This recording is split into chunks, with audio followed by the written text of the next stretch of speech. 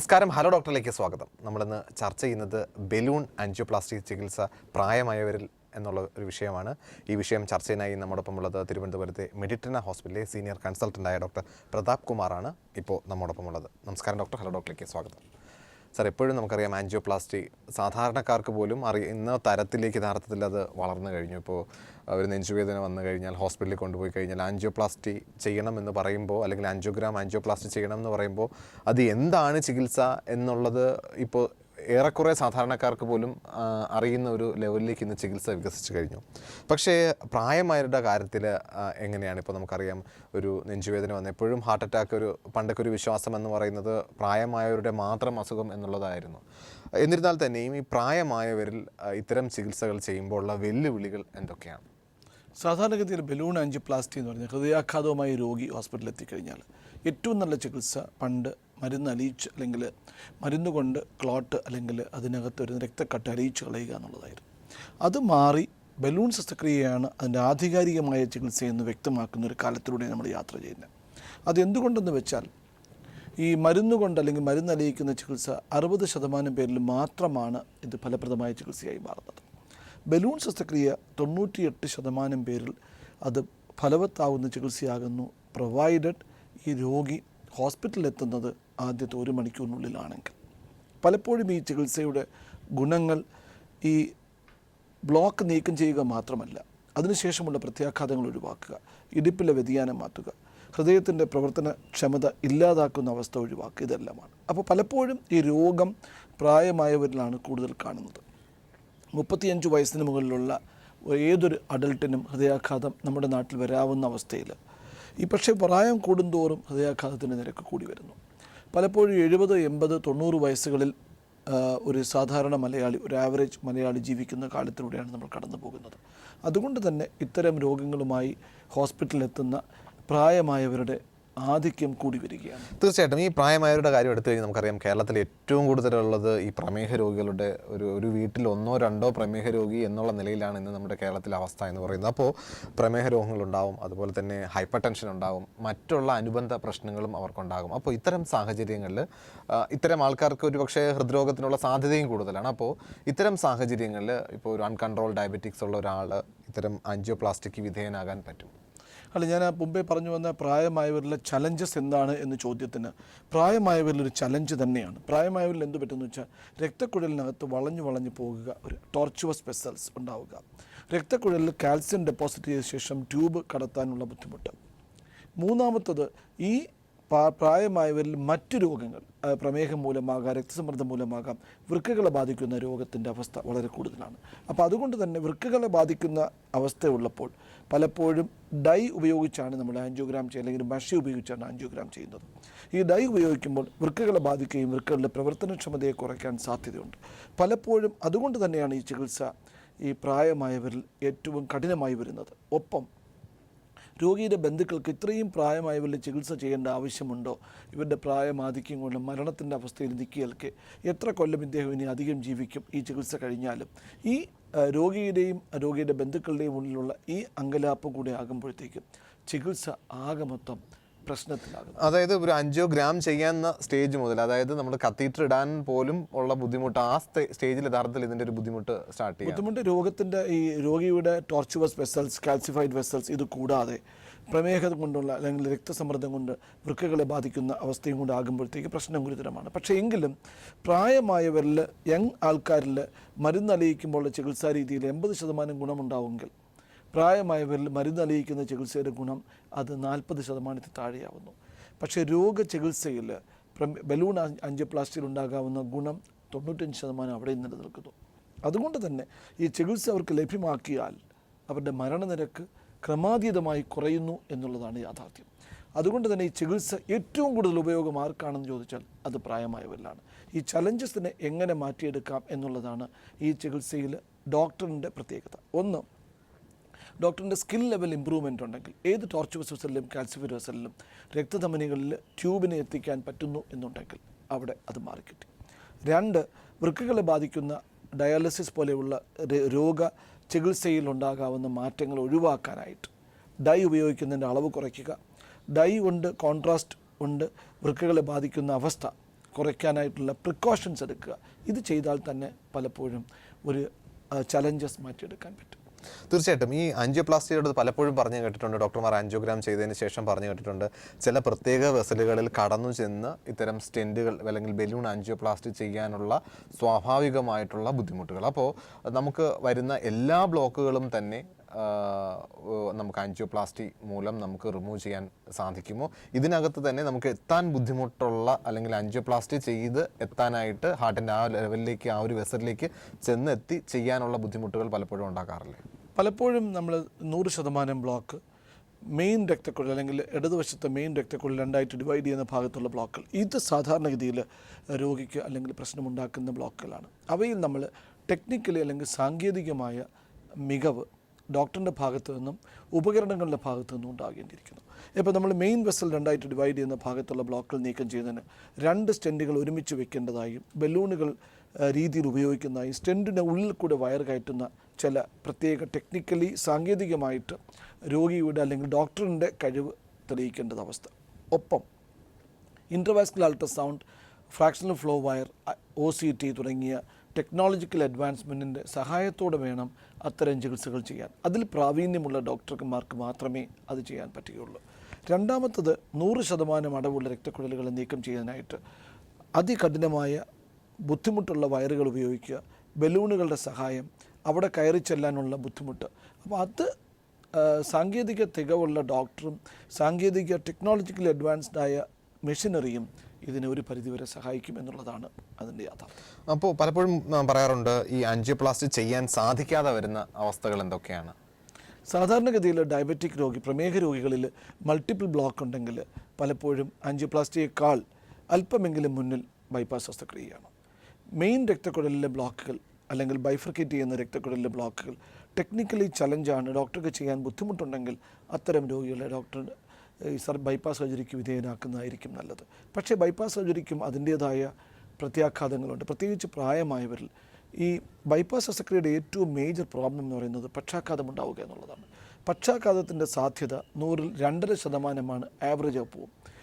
പ്രായമായവരിൽ അത് 5%.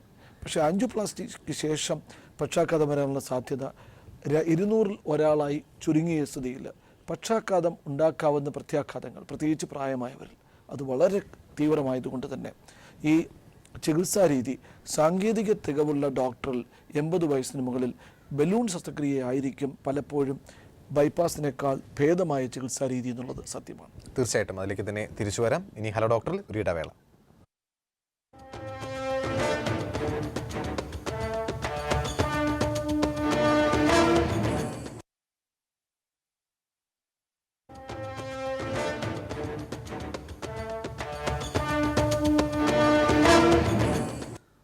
ഹലോ ഡോക്ടറിലേക്ക് വീണ്ടും സ്വാഗതം. നമ്മളിപ്പോൾ ചർച്ച ചെയ്തുകൊണ്ടിരിക്കുന്ന പ്രായമായവരിലെ ബലൂൺ ശസ്ത്രക്രിയയാണ്, ആൻജിയോപ്ലാസ്റ്റിയാണ്. സർ, എപ്പോഴും പറയാറുണ്ട് ഒരു ബ്ലഡ് വെസൽസിൽ ഒരു അടവുണ്ടാകുന്നത് വളരെ കാലം ചെന്നിട്ടാണ് എന്ന് പറഞ്ഞിട്ടുണ്ട്. എല്ലാ ഡോക്ടർമാരും പറയാറുണ്ട് അത് ഒരു ദിവസമോ ഒരാഴ്ചയോ ഒരു മാസങ്ങളോ എടുത്തല്ല, അത് വർഷങ്ങളെടുത്താണ് ബ്ലഡ് വെസൽസിൽ അടവുണ്ടാകുന്നത്. അപ്പോൾ ഇത് നമുക്ക് നേരത്തെ കൂട്ടി കണ്ടുപിടിക്കാനായിട്ടുള്ള ഏതെങ്കിലും രീതിയിലുള്ള സാങ്കേതിക വിദ്യ ഇന്ന് നമുക്ക് നിലവിലുണ്ടോ? അങ്ങനെ നേരത്തെ കൂട്ടി കണ്ടുപിടിക്കാൻ കഴിഞ്ഞാൽ നമുക്ക് എന്തൊക്കെ കാര്യങ്ങൾ ചെയ്യാൻ സാധിക്കും?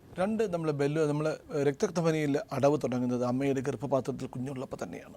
പലപ്പോഴും നമ്മൾ കുഞ്ഞു പുറത്തിറങ്ങിയ ശേഷം ഉണ്ടാകാവുന്ന പാരിസ്ഥിതികമായ മാറ്റങ്ങളാണ് രക്തധമനിയിലെ ബ്ലോക്കുകളെ കൂട്ടുന്നത്.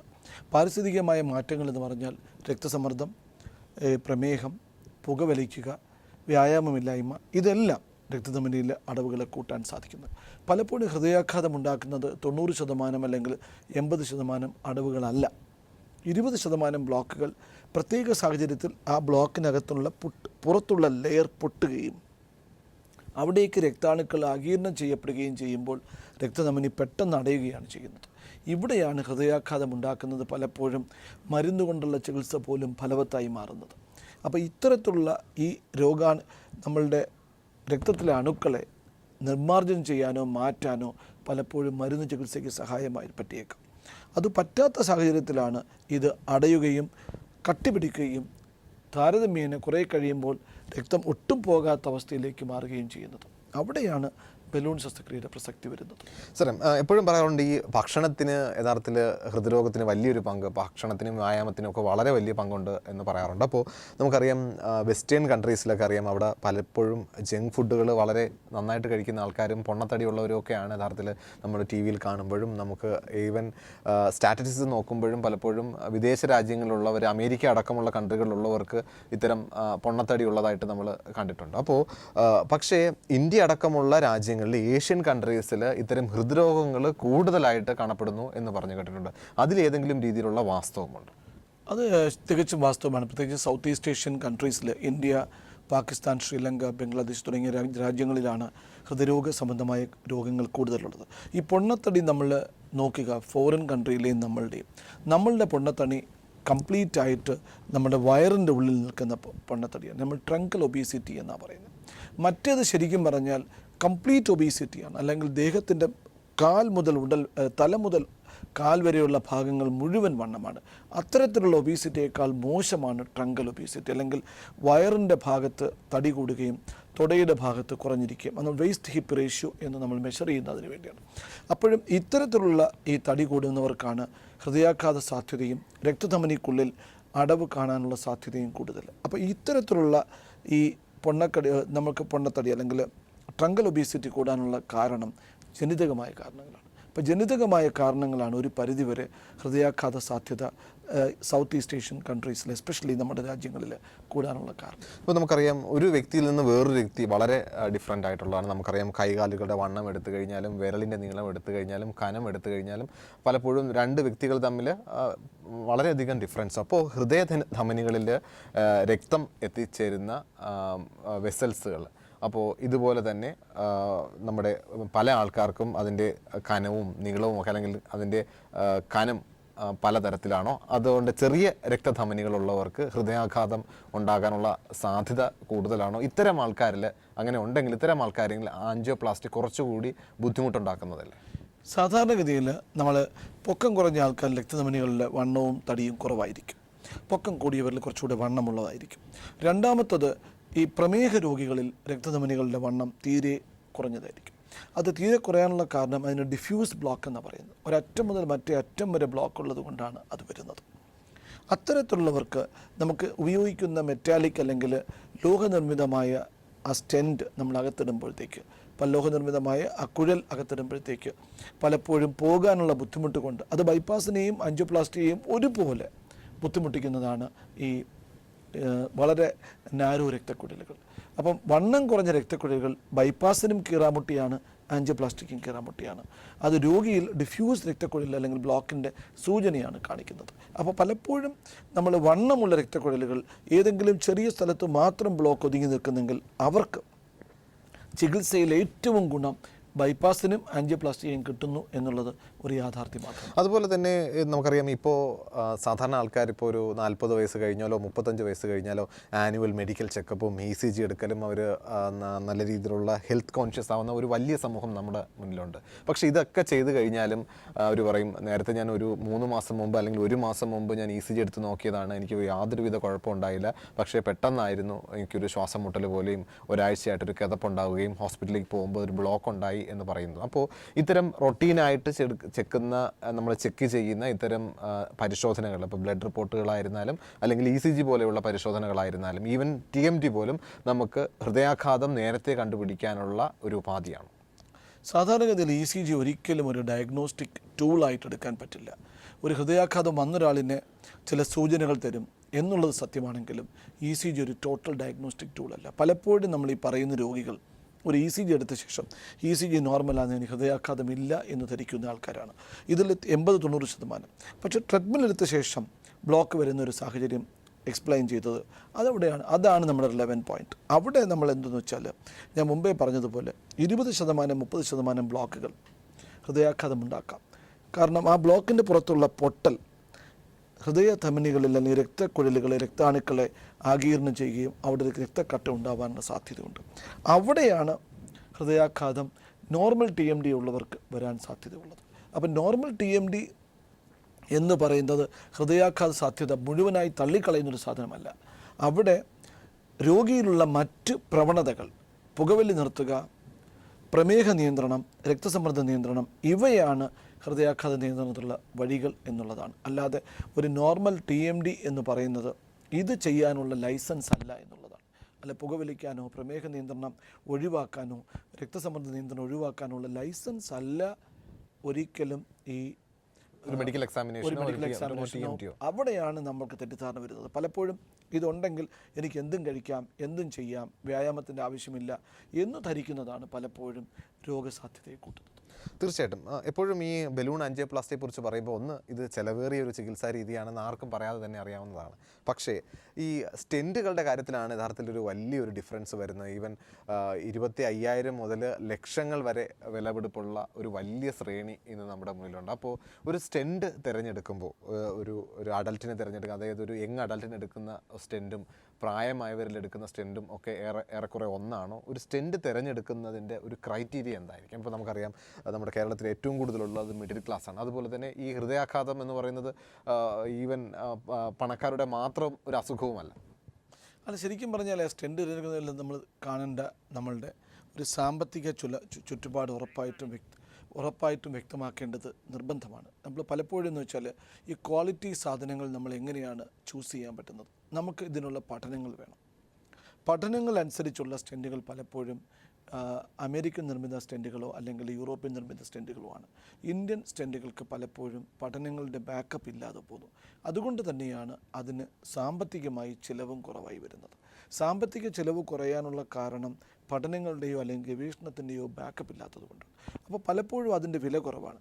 അത് ക്വാളിറ്റിയിൽ എങ്ങനെ വരും എന്നുള്ളത് ഒരിക്കലും നമുക്ക് വ്യക്തമാക്കാനുള്ള ഇന്ത്യൻ പഠനങ്ങളുടെ ബാക്കപ്പ് ഇല്ലാത്തതുകൊണ്ട് പലപ്പോഴും നല്ല സ്റ്റെൻറ്റുകൾ എന്ന് നമ്മൾ പറയുന്നത് അമേരിക്കൻ നിർമ്മിത സ്റ്റെൻറ്റുകളോ അല്ലെങ്കിൽ ഗവേഷണാധിഷ്ഠിത സ്റ്റെൻറ്റുകളോ ആണ്. അപ്പോൾ അവിടെയാണ് അത് നമ്മൾക്ക് അതിന് മാത്രമേ ബാക്കപ്പ് നമ്മളുടെ കയ്യിൽ ഒരു ഡേറ്റ ഉള്ളൂ. ഈ ഡേറ്റ ഉള്ള സാധനങ്ങളെയാണ് ഡോക്ടർമാർ പലപ്പോഴും പ്രിഫർ ചെയ്യുന്നത്. കാരണം മറ്റത് എങ്ങനെ പ്രവർത്തിക്കുമെന്ന് നമുക്ക് വ്യക്തമായ ധാരണകളില്ല. അതുകൊണ്ടാണ് വിലയിൽ വ്യത്യാസം വരുന്നത്. തീർച്ചയായിട്ടും അതിലേക്ക് ഇതിനെ തിരിച്ചു വരാം. ഇനി ഹലോ ഡോക്ടറിൽ ഒരു ഇടവേള.